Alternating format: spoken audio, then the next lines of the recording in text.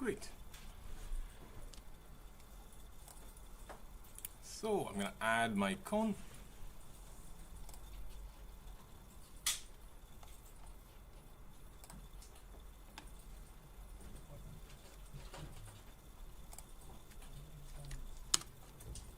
And I just moved it up so it was sitting on the floor in my operator panel here.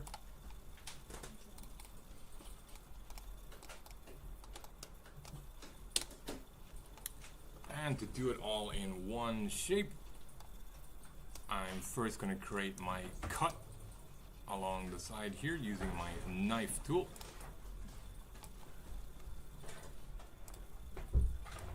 Knife. I'll go into my straight ahead view, start up here, enable cut through with C. Cut through.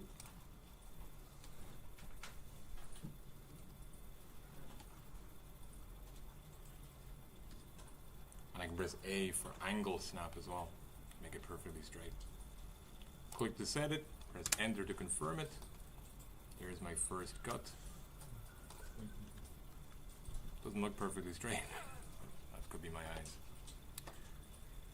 Next I'm going to bring this whole top area up. I'll get into face select.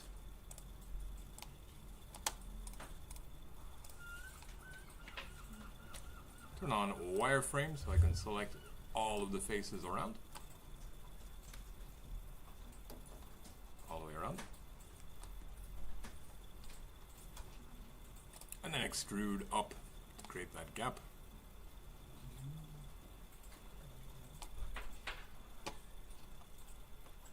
I need to flatten off the top of this, so I'm going to bevel this vertex on the very top. Select my vertex, I need to switch to vertex select.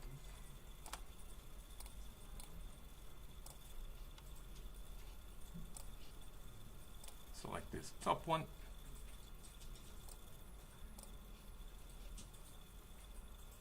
And bevel this top. Bevel. I pull on it, it looks like it's doing nothing because it's set to edge bevel instead of vertex bevel.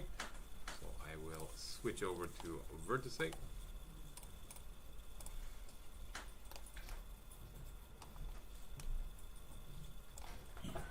Oop, and that's a double bevel. And vertex, I'll change the width down as it needs to be.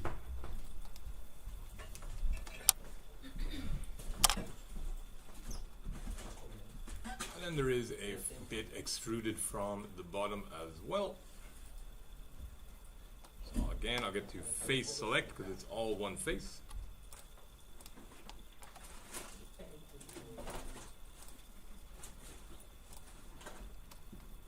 Select the bottom and extrude down.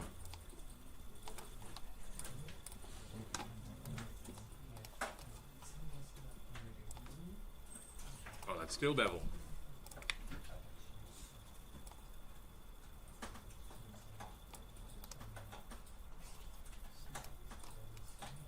Now let me just take a quick look at what it had how many cuts? 2 in the bottom?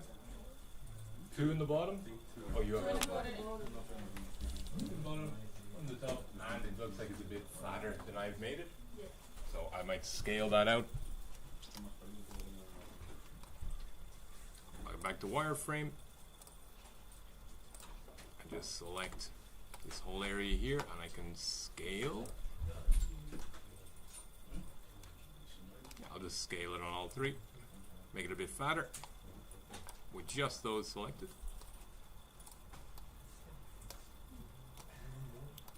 And then there is 1 loop cut here and 2 loop cuts in the bottom. I'll go ahead and get my loop cut. I'll drop 1 in there. So loop cut tool. I need 2, so increase the number of cuts to 2.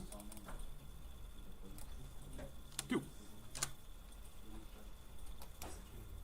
And while these are still selected, I need to create the bevel and the inset. So I'll bevel both of these.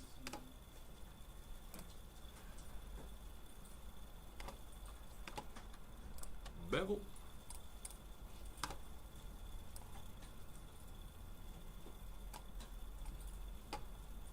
Do I have a depth? I don't have a depth here, so that's just fine the way it is. I think it's an insert faces, no? The back? Correct. 10 points. Gryffindor. Inset faces for the depth. So I'll inset, and you see it's insetting a little bit. I actually don't want it to inset at all.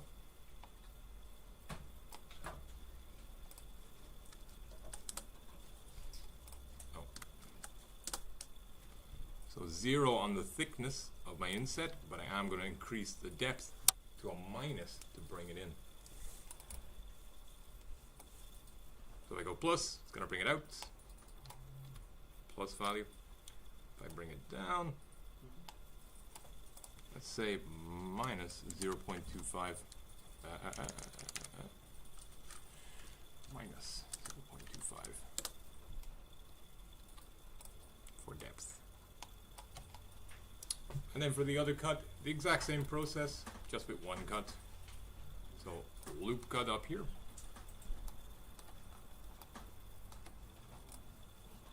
Just set one right in the middle. Bevel that edge to create some thickness.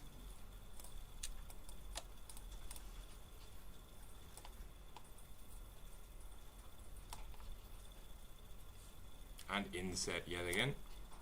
Inset, I can just click and do nothing. Thickness at 0, depth minus 0.25. Oh, way too much.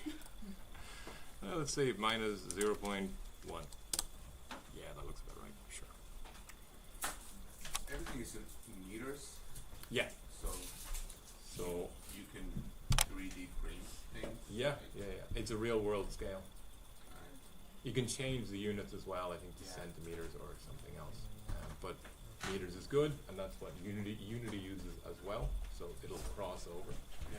So if you're designing a level and you want the height of a player, it's about 2 meters for a standard door height in real life. So you could design the 2 units as a door height in Blender. It'll translate.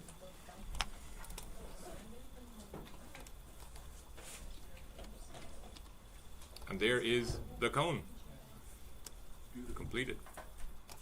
And that tutorial was recorded, and it is on the YouTube channel that I will share with you. So I'm just going to stop that